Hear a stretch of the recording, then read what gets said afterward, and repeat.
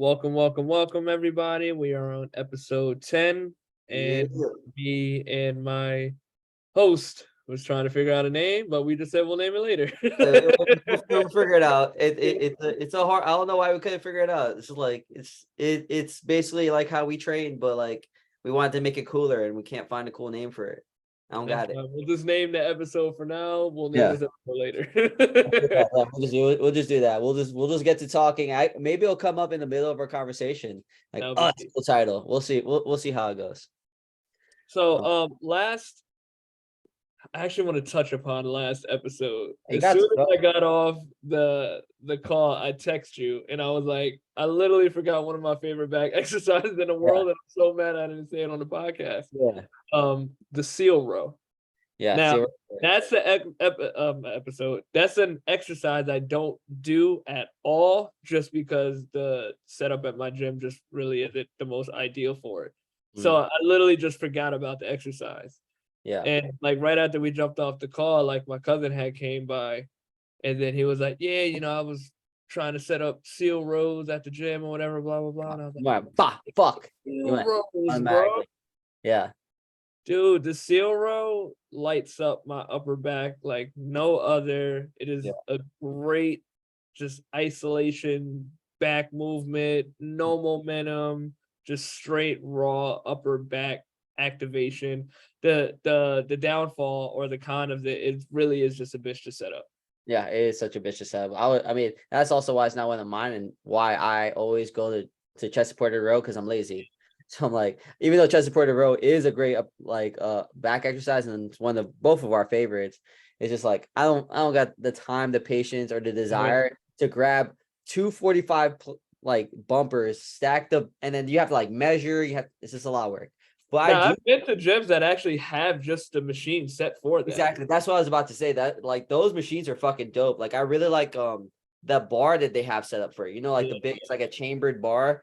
I like those with that a lot. But again, we just don't have it. So it's really hard to put that as one of our favorites if we're not like really true, training like that right now. true, Um true. I when I went to I forgot what Dana Lynn Bailey's gym was when it was out. Oh, the Warhouse. yes, the warehouse. That was in PA. That gym was fire, dude. But they had a Uh, really nice seal row setup. Mm, But for anybody who doesn't know what a seal row is, it's like a chest supported row mixed with like a pendulum row. I think that's yeah. like the best way to kind of put that. So it's Yeah. literally like a bench is just laid out flat, but it's elevated. You can do it with dumbbells, but primarily it's done with a barbell. Mhm. And it's literally just dead stop row with an elevated bench, and you're just laying completely flat, prone on your belly. Yeah. Yeah. No, I mean it is one of the best. I feel like it's one of those that not a lot of people talk about, and I think it's mainly because of just the setup and everything like that. But it is like really up there, and I mean, it's very similar to a chest supported row. It's just the angle is a lot harder because of you're completely flat, so it Yeah. gives you extra challenge. And I actually don't use it as a pendulum row, so that's interesting. I just use it like a regular row, so I don't touch the ground, and I don't touch the ground mainly because my arms are short as shit. Probably. That's probably why. So like, it's not a pendulum row for me at all. It's just a regular row. Regular So, row. like, My see my arms are fucking dumb arms. long Yeah, though, like so I can I can't lock my arms out straight, and then like I can't fucking reach the ground. So just regular rows to me. I don't know where you got pendulum rows from. They're two different exercises to me. but last episode was fun. I really enjoyed that, and it kind of led into we have two episodes in a row that kind of led into our next topic, Mhm. where going into like our training perspectives, Yeah, which me and Evan are very similar, but our journeys and even how we approach coaching is still slightly different.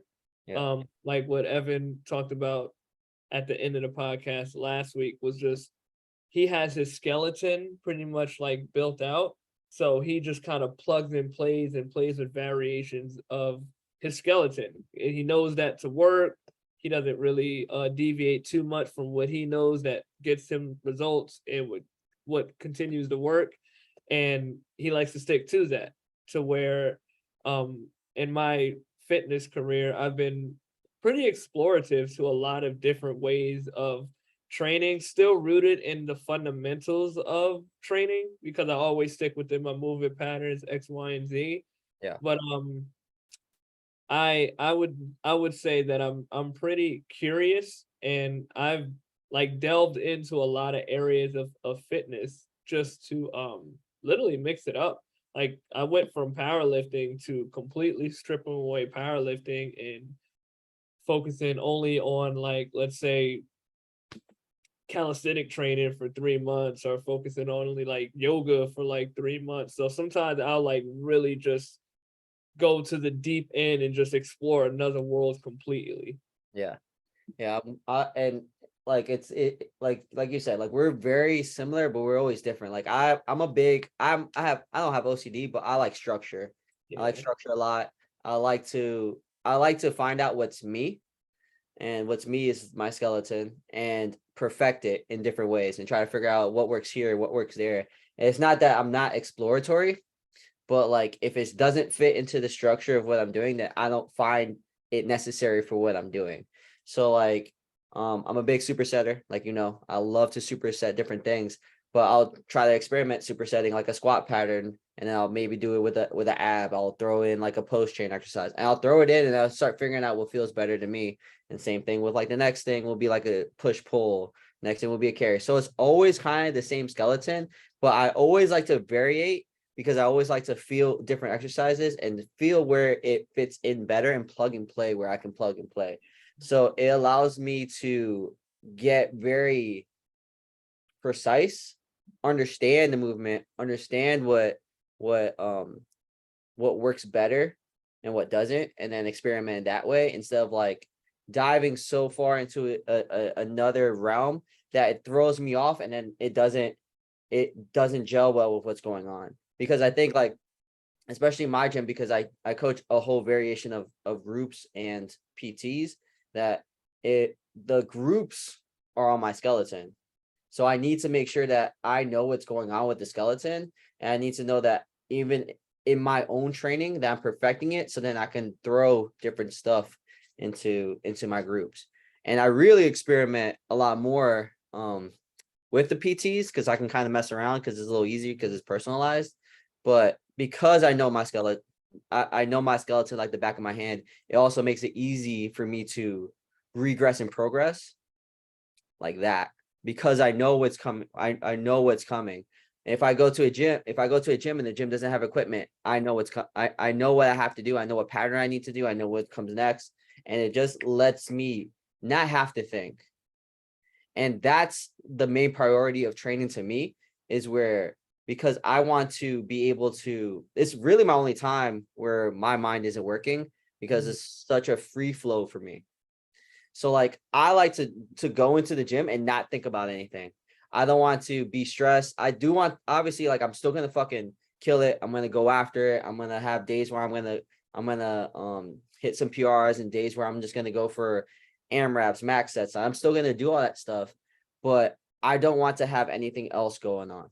I don't want to have to be like, shit, what is this movement over here that I need to do? Or what is this, like, there are certain days that I do that where I experiment with like what you're doing. I'm starting to get a little bit more into kettlebell stuff, like kettlebell cleans. Like I'm starting to experiment that. Starting to work on regressions and progressions of that, so I can start throwing that into my class stuff. Um, but for me, I like experimenting in the realm of my own structure, if that Right. makes sense. Where you like to experiment in every single realm because you're very curious of that stuff. It's not like I'm not curious, Yeah, yeah. but like curiosity isn't um a strong suit for me. Like if I find it weird, I'm not gonna do it. You know what I mean? But like if it makes sense to me at a time, I'm gonna try it, and I'm gonna try little aspects of it. That's my thing. Like I'll try little aspects of it to see if I enjoy it instead of diving so headfirst into it and then like, oh, I'm missing my other training. Yeah. That's how I think. So the interesting part for me is like the curiosity for me is trying to understand that world and how it benefits. Mhm. So a lot of the, and for me, sometimes I'll just kind of get bored of following my same structure. So it's like, okay, I'm just in love with movement so much that I'll just literally like, I'm gonna try this thing for 3 months and see how that works for me, because I'm a little bored with the structure that I'm doing here. Yeah. Um, and then for me, it's also a way to just kind of find what, and the funny part where you say like the structure that you have and like your skeleton that you have, it's almost like I play around with other stuff to try to have multiple skeletons to pull from. Mm, I get you. So yeah, so it's like, let's say I got my full body skeleton, and then it's like, all right, well, my first superset is going to be squat, hinge, core. My second superset is going to be horizontal pull, vertical push, lateral core, something like that.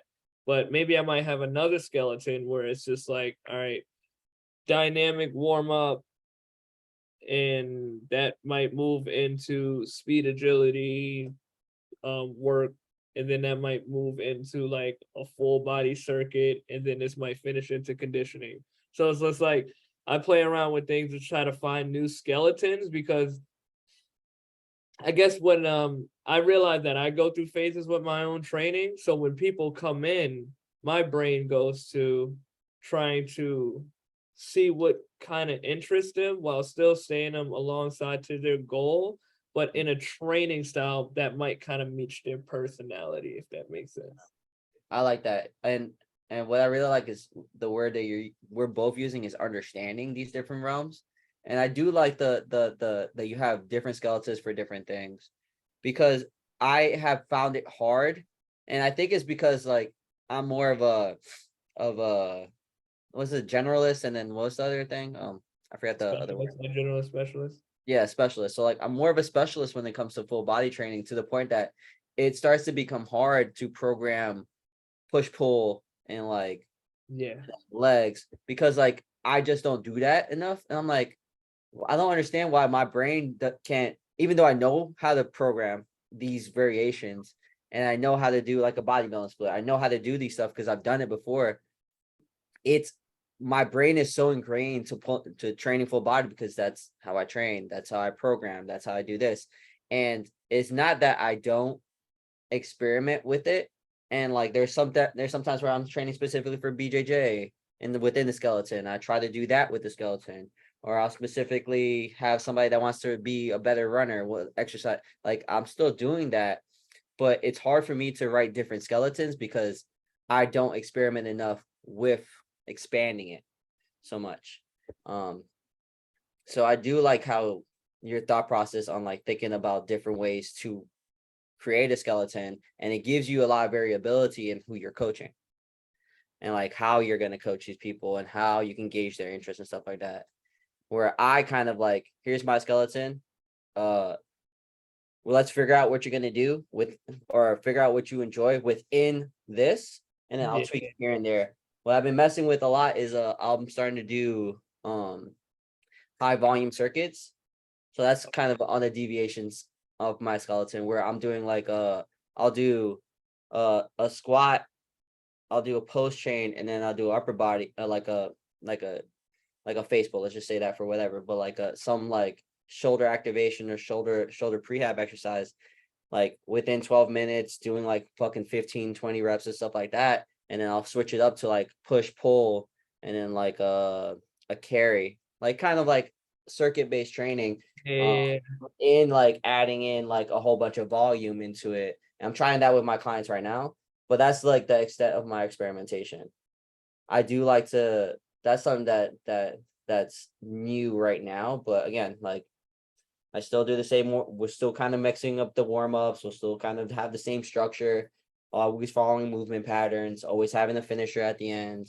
Um, but I do like another way that I structure too, which might be a little different to you. Is I'm a big undulating periodization person when it comes to group training. Mm. Because the way that I structure the undulating periodization for group training, it helps people find variability and not do the same thing week to week, where like Monday you're always squatting, Wednesday you're always deadlifting, and then Thursday you're always or Friday you're always benching, where the structure of the day stays the same. So like Monday will always be, let's say this program is going to be all tempo work on Monday. And then you have Wednesday, which is all the circuit training and high conditioning or long conditioning, just to build that aerobic and anaerobic base of your conditioning. And then the Friday is always like a heavy or a high volume day. Now the structure of the day stay the same, but like the movements are different. So if Monday's squat day, Thursday is or Wednesday, sorry, is trap bar day, and then Friday is bench day. Your bench day moves to Monday. Okay, your squat day moves to Wednesday, and then Thursday. So like the emphasis of the days are always the same, just the movement patterns are different in that day. So for me, what I found with a lot of my clients is that they're always confused because like, oh my God, like it's always like different every week, where it's not. Like we're kind of always doing the same shit, but we're doing different exercises on different days. And the reason I really like undulating periodization and the way that we do it is like, you really don't need to deload, because like you'll have like a tempo day, you have a conditioning day. The tempo day is like not central nervous system hard, but more body taxing.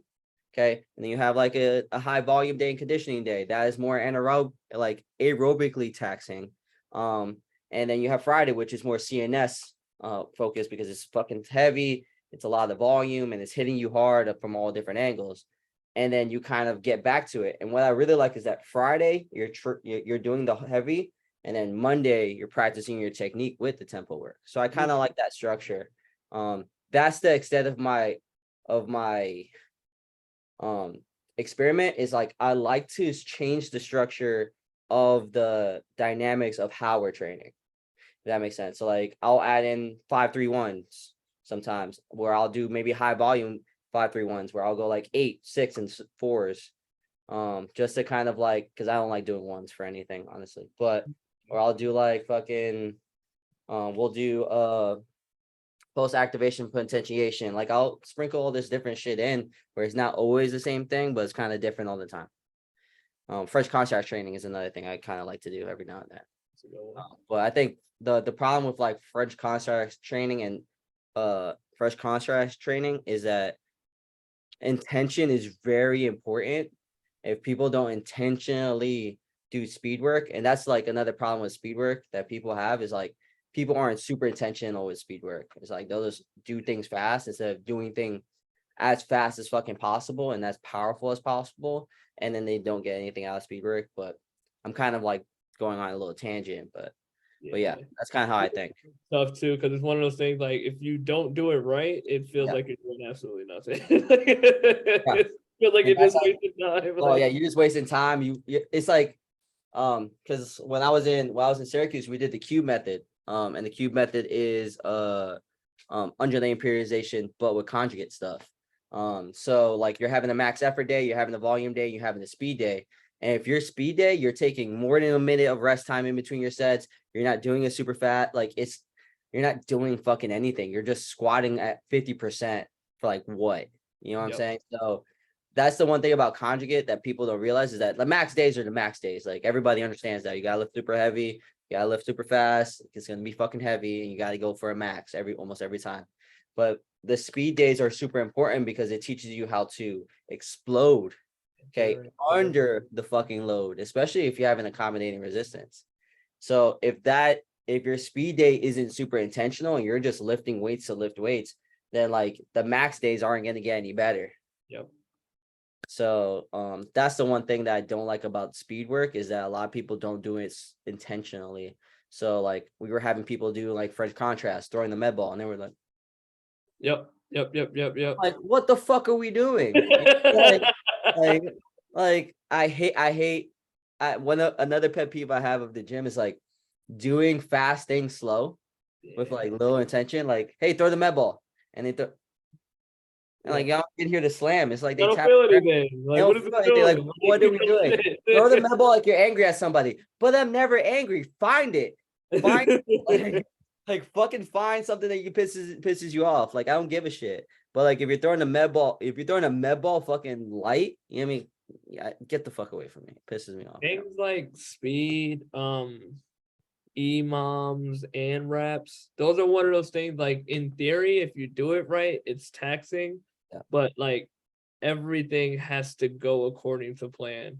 Yep. Like I hate like sometimes if I put like a 10-minute AMRAP on for somebody that they're supposed to do something that's pretty intense, and then they just start getting into like conversation, and it's just like, well, we Yeah. just lost all the training effect here that we're supposed to be getting from this Yeah. AMRAP. And Now it's lackadaisical, and it's just like, come on now. yeah, it's something that I'm finding in my conditioning classes where people are just trying to get it done and not get it done as quickly as they can. And then they're like, oh, that was easy. Well, that was easy because like you ran your 200 in like 2 minutes. It took Yeah, you 2 minutes to run a 200 meter run. Like run it faster. Do as many reps as you can. So like I'm trying to like find a way to like make the challenge without having so many reps. Because like one time I made it like we have 30 minutes, get it done as quickly as you can. Oh, I'm gonna do like 3 more sets. You shouldn't have the energy to yes, do three yes. more sets. If you did it correctly, where like you're fucking sprinting your 400 meters, you're doing like 30 wall balls without break, you're fucking doing quick lunges with some weight, and you're carrying as fast as you can, you're dead. You should be dead. Oh no, I don't have like that Well, I was have a question, right? Because the conditioning days, like when I look at it and I'm like, wow, these are intense. But do you have like a filtering system of who gets to do the conditioning workout? Unfortunately not. Like I would love to filter. You don't understand how much I would love to filter. It's not my choice, it's not my gym. So I can't go ahead and be like, no, you can't come. And it's also free, so it doesn't bother me. And it's also I run it with them, so I don't care. So I'm not coaching that class, and that's why the conditioning is free because I'm Yeah, doing it with you, and you're training with me. I'm not coaching you, so it doesn't bother me.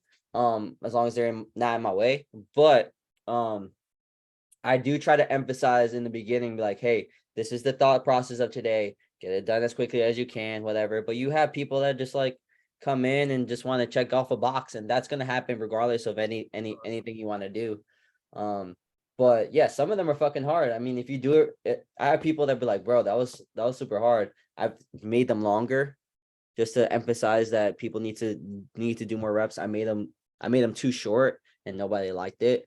So you have to find that happy medium of like feeding to the masses, but like making it difficult for the people who actually want to do it intentionally. And I yeah, guess that goes with anything else. Because I think as I'm getting more into I mean, obviously, like I fucking hate conditioning, but like I'm finding a real importance in it as of late, especially like from 28 to like 30 right now. I'm loving it. I'm loving being conditioned. I'm love not being tired all the time. I love it for jujitsu and all that stuff. So it doesn't bother me as long as people aren't in my way, if that makes sense.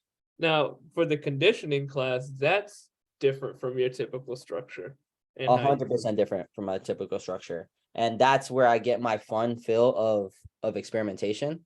Okay. Um, Mainly because it is high rocks conditioning. So like the structure is pretty easy. You have to do the exercises, but it's also very hard because like I don't know how many people are gonna show up because like I just let show up, bring a friend, whatever. It doesn't bother me if I have 20 people or if I have like 5 because I'm gonna train, so it doesn't bother me. But the problem is that then you have to create a program and a structure that nobody's bouncing off of each other, have to wait for a machine or have to do that. So that's where I have a lot of fun with it, is structuring, controlling chaos while I'm training too. Like that's the most fun to me. That's tough, dude. Oh yeah, I love it. That's like my favorite thing to do. My favorite thing, if you have like a title card for like me, it's like the controller of chaos in the weight room. Like I fucking like, hey, like I'm gonna structure a way that you guys will be there, you guys will be there. We're gonna be outside here. We're gonna be there. This is where this is gonna go. Like I love doing that, and I love directing. And even as I'm training, like people already get the deal. Like, all right, this is where this goes. This is where this goes. This is where this goes.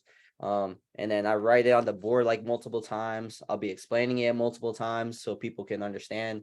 So now that conditioning classes have gone a little bit smoother and they have I've been doing it a little longer, there's more consistency with the group. So they understand like how I'm talking or where I need to go things or where they need to do things. so it's a little easier. But now it's also summertime in Texas, so it's also going to be like 100 degrees starting next week for like the next 4 months. So there's another interesting dynamic of people who don't want to go outside. So I have to structure a way of doing the exercises that I want to do inside without having people bump into each other from doing other shit and then not die while they're going outside. And you So put capacity on these classes, or it's just kind of as so many? I mean I try to put capacity like right now I'm leveling out at about like 12 to 15 people, which is Okay. fine. But like the most I had in that class was 30 people, like in the beginning. And like 30 people in the beginning, I mean, it wasn't a shit show. I'll never say like one of my classes was a shit show. I made it work, but it was almost a shit show. I had to, because like I didn't know they were coming either. And like I could sign people up, I can do that, but like I don't want to deal with like people not signing up and then me getting mad at them. So I'm like, just show up. It's fine. Okay. I'm just gonna train with you guys anyway. But I had to add a station on the fly, and then I had to fucking figure out where that station needs to be. I need to figure out the timing of everything. I needed to figure out like who's gonna say the timing. So I got in the beginning it was a bunch of imams and a bunch of like time things, but like I'm dying, so like I don't want to fucking time it or I had look at the clock. You get me? So like now it's a 60 to 45 to 60 minute AMRAPs or as many rounds as you guys can, or maybe I'll start doing like next week I'll have like I want to do go down the list. So you have 3 rounds of this, and you can't do the next 3 rounds until like you do 3 rounds of this. So like it's kind of like you got to go down. So you have to earn your spots to get down there and see how people like that. Um, so yeah, it is the most experimentation that I have. I wish I can experiment more with different exercises, but I won't make anybody do burpees. That's against my religion. And I also can't do too much because I'm not coaching, so I don't want anybody to hurt themselves. True. So it's hard for me to be like, hey, I want you guys to kettlebell swing, and I have like people that are just walking in think, don't swing, you're gonna squat instead. And if I see a bad swing, like I'm gonna tell them to stop. So or like so I have to be very wary of who's entering the gym at the same time. So it's a lot going on. But You I gotta enjoy find I intense enjoy it. exercises that you can do, like simple exercises that you can do intense. Yeah, basically like simple exercises that a 12-year-old could do. That's basically how I think. Like that's how I try to communicate to, like I try to communicate in a way that even a 5-year-old will understand me. And I try to do the same thing with my training. It's not very like crazy. Like I wish I could do more crazy stuff, but you have to like know your audience, and like some of your audience doesn't have the attention span to do like fucking kettlebell cleans, kettlebell snatches, or stuff like that. So, or I really want to start doing Turkish get-ups. I really want to start doing Turkish get-ups for my groups. Can't experiment with that because people aren't consistent enough, and then they don't pay attention enough by the time I want to teach it. So it's really hard to try to do that. How do you teach the Turkish get up? So actually, I have no idea. So I've never really taught it. So that's why I've been implementing it again. So I can, all right, this is where this needs we need to go. But I'll probably break it up anyway. Okay. I mean, Turkish sit up, single arm Turkish sit up to a sit out and start teaching sit outs and break it into parts. And then we can kind of bring it all together. But it'll probably be a long, I want to start doing it this summer in little spurts. And then be like, oh shit, like we did all this. Now let's add it together. Yeah. But that's something that I haven't explicitly taught groups, because obviously teaching groups is a way different dynamic than teaching like an individual person. I can teach an individual person right now how to do get up, but then you have to account for people who don't first listen, second don't have certain mobilities or certain restrictions, and you have to teach that. So I'm waiting. I don't have an answer for that yet. How would you Yeah. teach? How do you teach it? The Turkish get up teaching in a group, it's actually kind of fun. Like teaching things like that, the kettlebell swing. We do it in phases, and I kind of like line everybody up in like army style. Yeah, that's one way I do it. Yeah. So and oftentimes what I'll start to do is I'll have people call out like the pattern that we did to get them engaged. So let's say we're doing like the bottom part. So I'll like I'll say it in terms that's easy to remember. I remember I have a video on this somewhere too, where I just like have my class doing it. So I would be like elbow, and then they know to roll on their elbow, and then they'll be like kickstand. Then they kickstand with their arm straight, and then I would say bridge, and then everybody bridges. So it's Uh, like they wouldn't go. yeah, Nobody people. goes until the next phase. So like I Uh, would just break it down. I'm like, all right, this is how we're gonna do it. It's like it's elbow. When I say elbow, this is here. When I say kickstand, is here. When I say bridge, this is here. And then it's like I have these little cues. So it's very much like army structure. And I learned this from I remember seeing this Instagram video. Um, there was this high school strength and conditioning coach, and he was teaching a group of like 10-year-olds or 12-year-olds how to do hip cars. And I thought that was the most fire shit I've ever oh, I seen. think I've seen it. It was crazy. It was crazy. Teaching And 5 or 10 year olds to do that shit is a super bro, complex fucking movement. exactly. And Yeah. I'm like, that shit's hard to teach. But the way that he was doing it was like everybody had these stations, and then he was like calling out these cues and like these moves for them to do. And everybody just kind of like followed along as a unit, and you wouldn't move on until the next phase. So even if someone would jump the gun, it's like I would call them out. It's like, no, you go back here, whatever, blah, blah, blah. So then, like, when they got kind of comfortable, I'm like, all right, Kayla, you're gonna lead this one. Sunil, you're gonna lead this one, or something like that. So now it kind of like engages them in there, and then like they'll just put it all together and they'll kind of like move at their spot. And then I Uh, kind of started having fun with it. So let's say they were laying flat, I wouldn't even say elbow. I would just be like bridge, and then they would skip all those steps and go straight to the bridge and hold it. And then I'd be like stand, slip the leg through, come to the top, whatever, blah blah blah.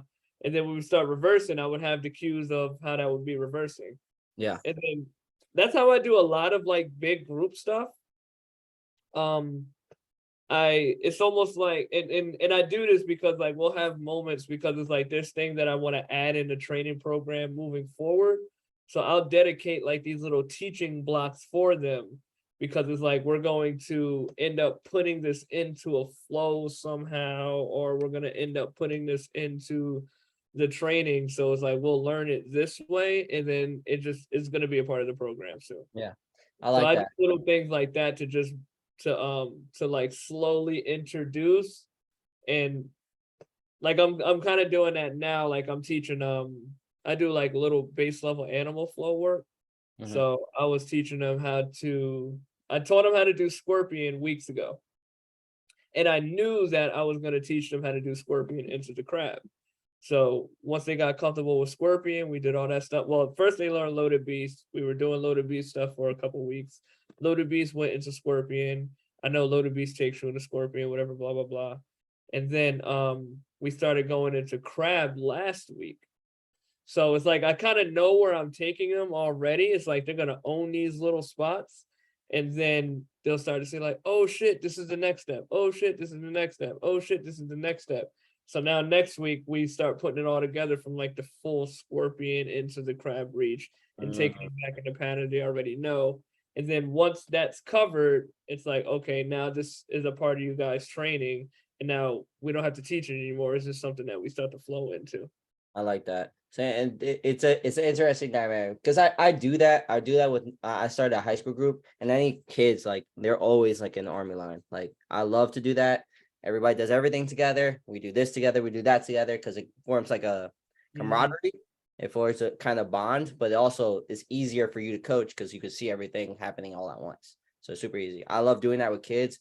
For the adults that I have, it's hard because it's especially hard, and I wouldn't say it's hard, but it's the difference between like you are the only one coaching, and I have three other coaches that I have to kind of like have their Mm. own dynamic with and have their own coaching style, and then they have their own kind of thing. So they all do the same program, and this is why the way that I program is so simple and so structured because, and I want to make it so perfect because I have to not only dummy proof it for my athletes and my clients, but I have to dummy proof it for my coaches.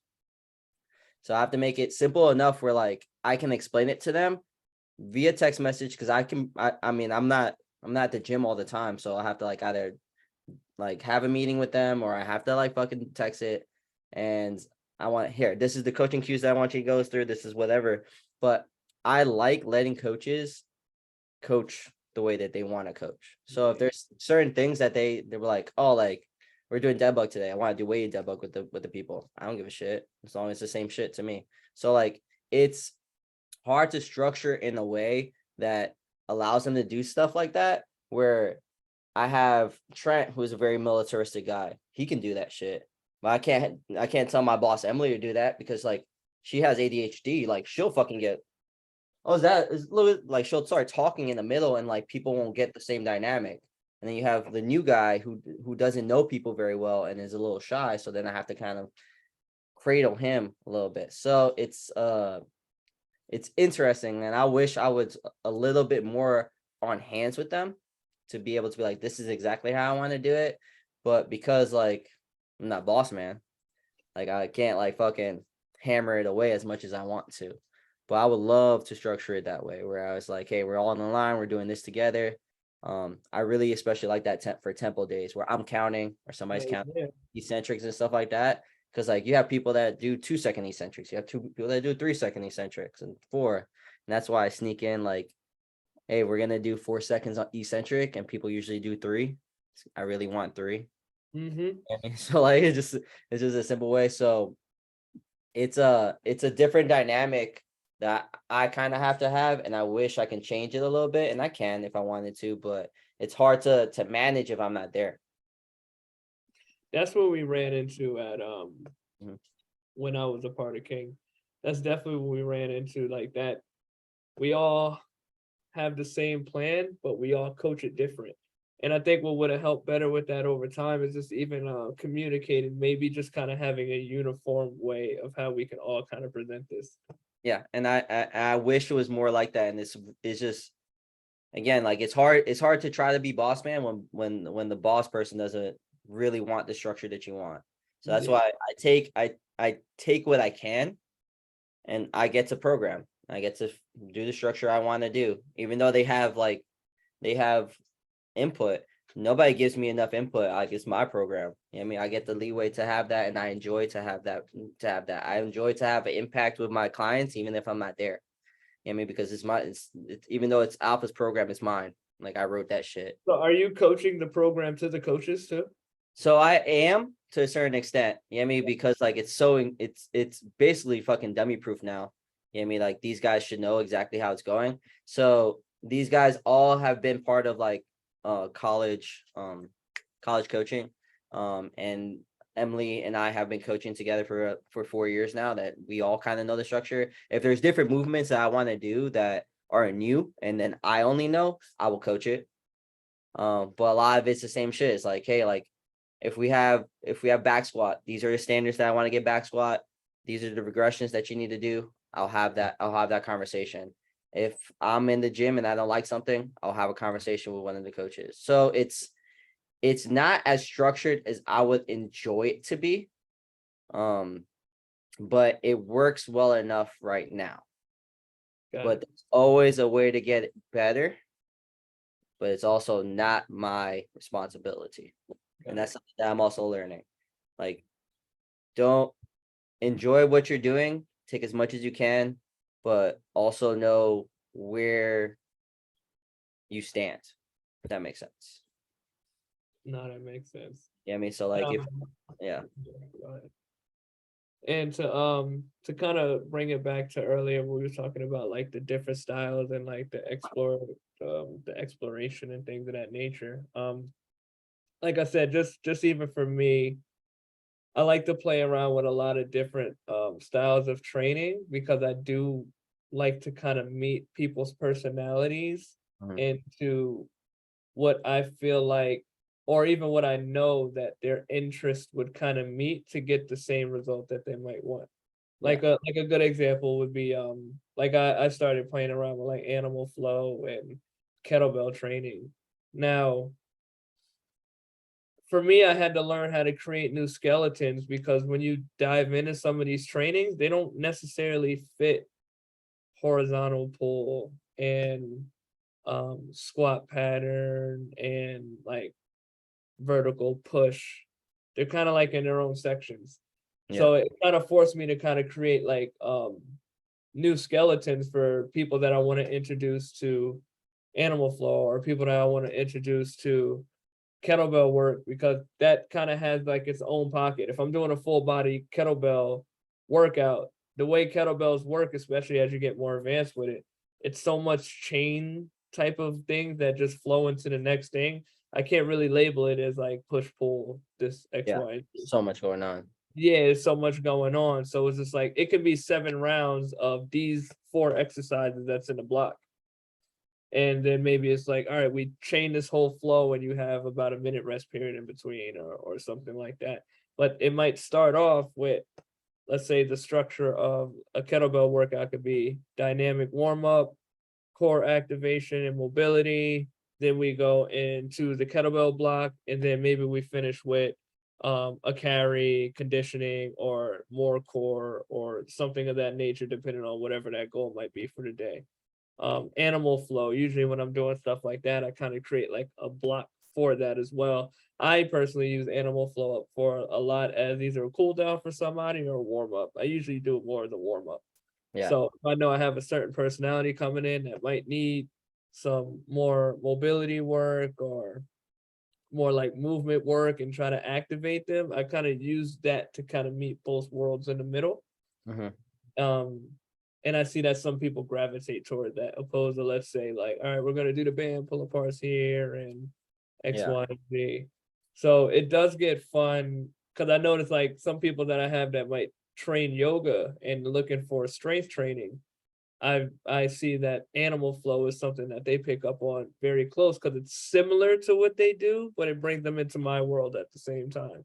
And then that kind of opens up leeway for me to break them into the split squat holds and the barbell lunges and all these other things by giving them something that's kind of familiar to them and kind of meets them on that flavor, and it makes them appreciate what I specifically do even more. So Yeah. that's why I always like to touch into different areas of fitness, because one, it helped me build good relationships with people in those worlds. And also, I found a way to implement them into the style that I know how to coach into others. So I sprinkle that into things that I know how to do well. And I get myself comfortable at a base level of these things. Yeah.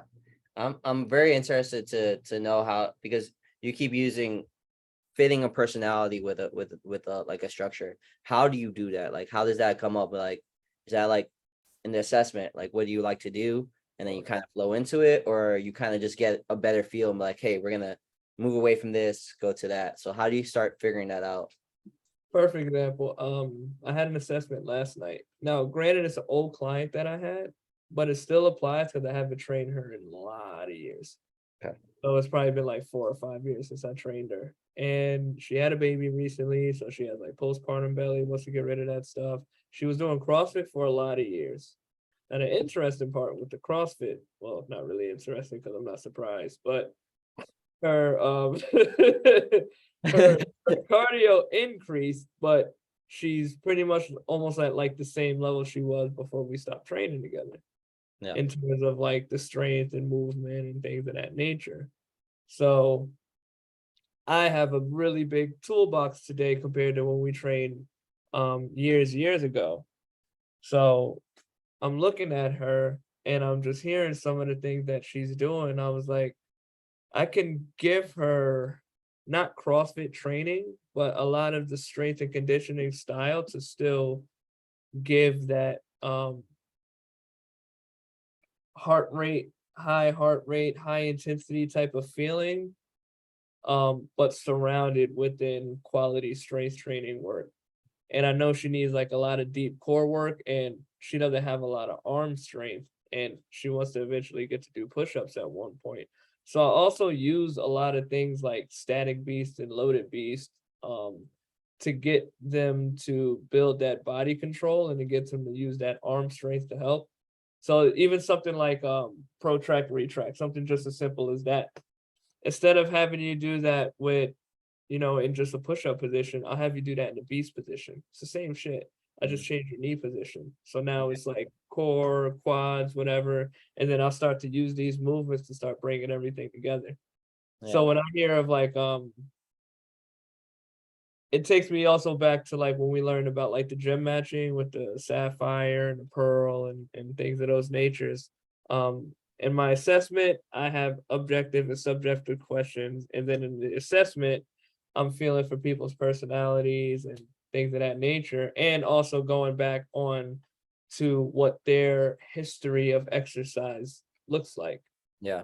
So typically I'll try to play into people's interest while still rooting it around like foundational work that I do. So it's like if I know I want you to get deep core work, I'll start off with the breathing and bracing like normal, but I might have an exercise that I pulled from another area that might just resonate with you a little bit more than this basic exercise I might do here. Like I'll use static beast and I'll use loaded beast as core exercises for some people if it makes sense, opposed to just going straight into like dead bug or something like that. Yeah. You're So I you're need to explore a little bit. yeah, you're feeding their itch while giving them exactly what they need. Chocolate covered vegetables Basically. all over again. Yeah, basically. Just a Okay. different way of looking at it. Yeah. And I also like how, so this is where we're kind of different, and I like it, even though it's more or less the same thing. Yeah. So you're creating a program tailored to them and their interests, while the gym program that I have is tailored to us and they have to fit our program. Yes. That makes sense. So That's a it, great way to put that. yeah, even though like I'm sprinkling things that everybody necessarily needs, it's so generalized that I wish I can cater it to specific personalities and stuff like that. But the only way I can cater it personality wise is giving them regressions on the spot or giving them progressions on the spot and stuff like that. So that's where our structure is kind of like, Mm-hmm. okay, in the vibe where you're feeding an itch while giving them exactly what they need, while giving them the things that you have built through your experience, the animal flows, the kettlebell flows, conditioning, strength training, movement patterns, theory and stuff like that, where I'm building the structure and then having them cater to my structure while still giving them what they want and what they need.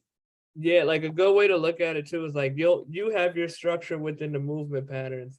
I Yeah. have my movement patterns and I change the structure if that makes Yeah. sense. There you go. Yeah, basically. That's it. Same, but way different. And it's a good idea. I think what people need to understand, both ideologies work because it works for us. Because we're not a coach it Exactly. today. Exactly. Yep, and that's really what it is at the end of the day. Is knowing, and that's why I love this conversation because there's not a right or wrong in it. It's you have a coaching identity that you self-identified and you Mhm. live in it. I Yeah. have a coaching identity that I self-identified and I live in it. Mhm. And we can continue to grow in these areas because it's like we understand the lane that we are in. So, Yes. and it's like, and I say it all the time, like as coaches, it's super important to self-identify because it makes your job easier as you move along. So Yeah. now something just as simple as, all right, if you guys can't fit the mold of what comes here, then it's just not going to work for you, Mhm. you know. And that's the same that it works for in my case. It's like, yeah, I'll play around with the structure, but it's still wrapped around the same movement pattern. Strength is the foundation, blah, blah, blah, blah, blah. Like it's still rooted all in that. I'll just plug and play with the structure and maybe pull from other sides of fitness that I know just to kind of meet that person personality wise for the most part, like where they are. Yeah. I also do more small group PT, so that does play a part as Yeah. well. Sure. Doing more group classes, I would approach it a little bit more like you for sure. Yeah. I think it's just easier. It's just easier with like the group to have a set structure because then it controls chaos better Mm-hmm.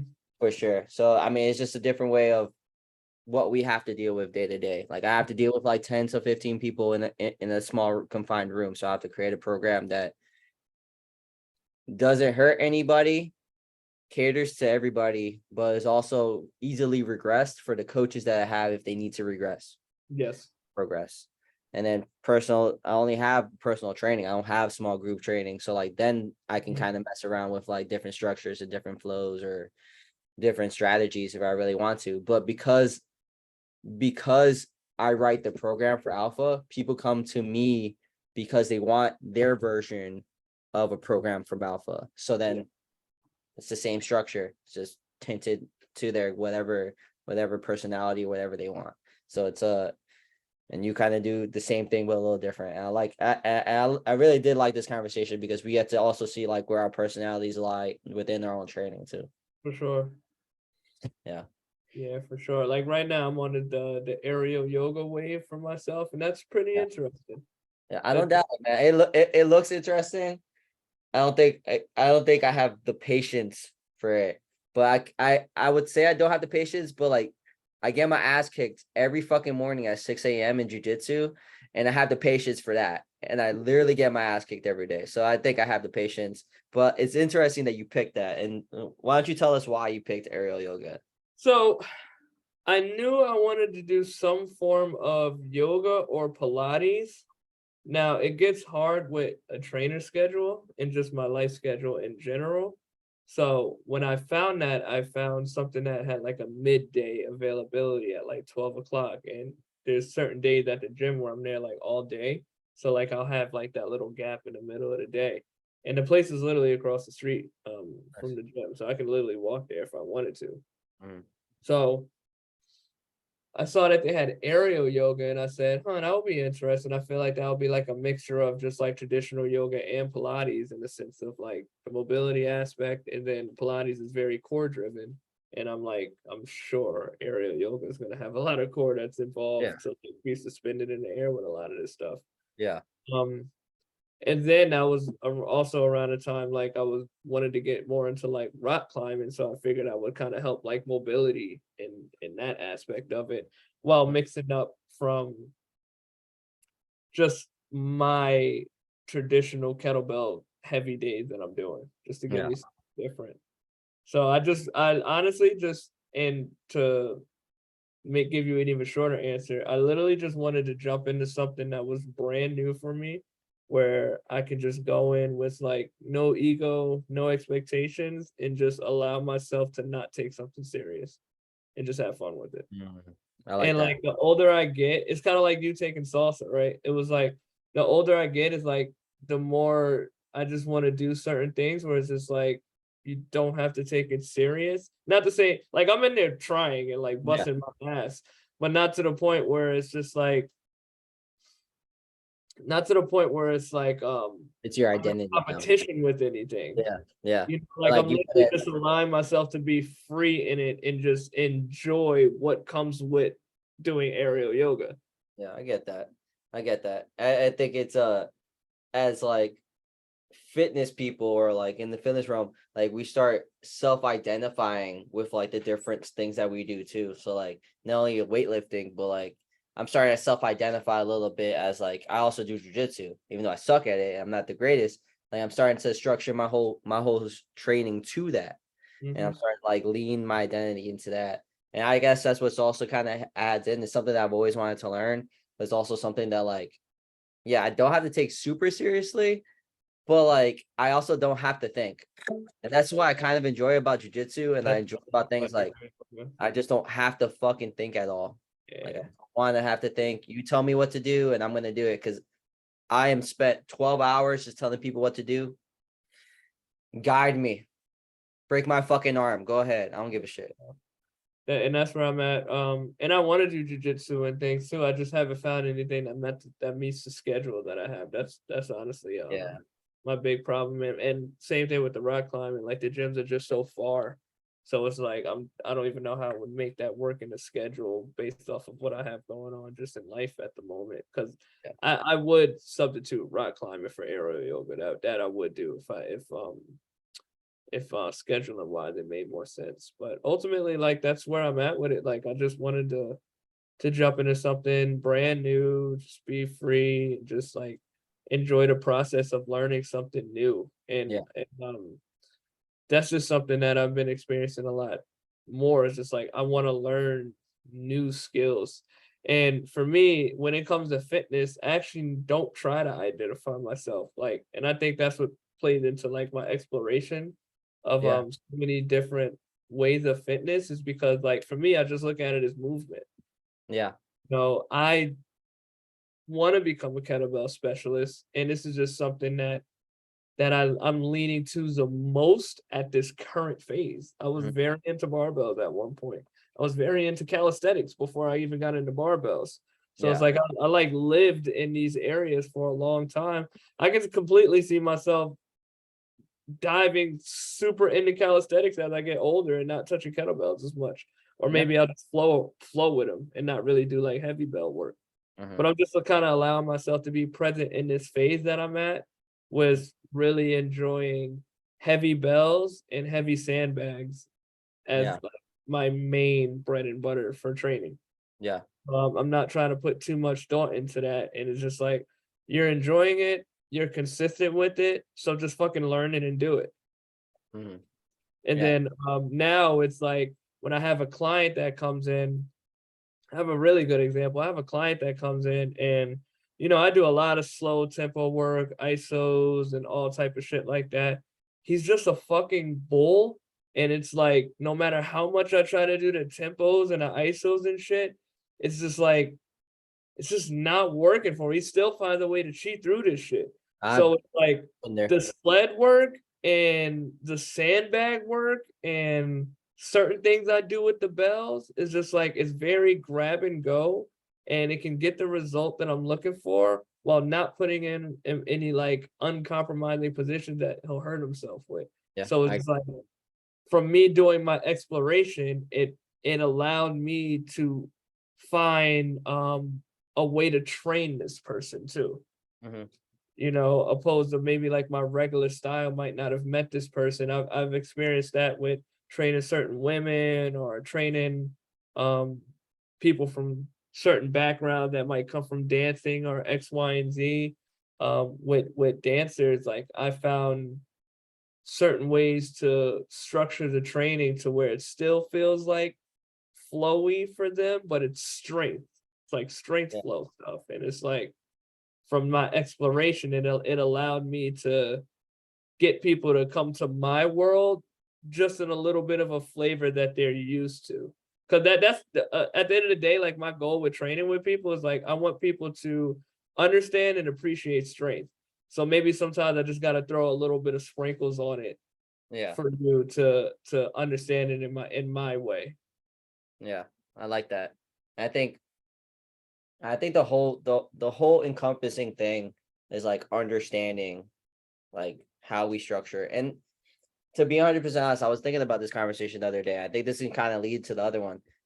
I really don't care too much about programming. Like I had this conversation with somebody. It's like she was one of my online clients. She wasn't really training, but she was like walking. She was doing all the other stuff, and she was getting better sleep hygiene. Like she was doing all the other stuff, but she just wasn't training. And I was like, to be 100% honest, like I can give really two shits about you training or not. Like I would enjoy you training. Like Yeah, I mean, that's what you're paying me for. You're paying me to do that. But where I really, really desire and what I really, really like is that you are understanding what having a better, healthy lifestyle can do for you. You know what I mean? And that's like all I care about. You are fucking you're finally eating to your like not eating 600 calories. You understand what it feels like to eat to a maintenance. Cool. You understand that you need to sleep. You need better sleep hygiene to sleep deeper and have better night's sleep so you can have more energy throughout the next day. Cool. You understand that you need to be in the sunlight. You understand that you need to walk to move 30 days. I don't care. If you understand that, then programmatically and training wise, that shit's simple. You just yeah, gotta fucking do it. that's it. You know what I mean? So I'm on that phase right now where like I really enjoy programming because it's super easy and I generally enjoy doing it, but I find better enjoyment with people finally understanding what it feels like to have like a healthy lifestyle, how to structure it correctly for their own lifestyle, and how Yep, to finally be in a space where they're comfortable with their own body and then they want to progress. yep, that's exactly where I'm at with it, and that's why I just approach it kind of the way that I do. Yeah. Yeah, this was a good conversation. This was a good one. Excellent talk like always, my Yeah, friend. man. Damn. Okay. Yeah, man. Still don't have a name. We'll come up. By the time it drops, we'll have a name. Yeah, we didn't come up with a name, but it's all good. We'll figure it out. By the time it drops, we'll go ahead and start and come up with a name for it. But I think it's about time that we start dropping these. Yeah, I I was think just about to say that too. yeah, Yeah. I think I don't want to just have this content to have it. I think we start dropping it. We just do like our first one soon, and then we just kind of go from there. And then if we can start doing snippets, we'll start doing snippets. Let's do it. Fuck it, let's do it, bro. This is gonna be some Episode 11. We're getting close to month 3. yes, sir. All right, bro. All right, man. I'll talk to you.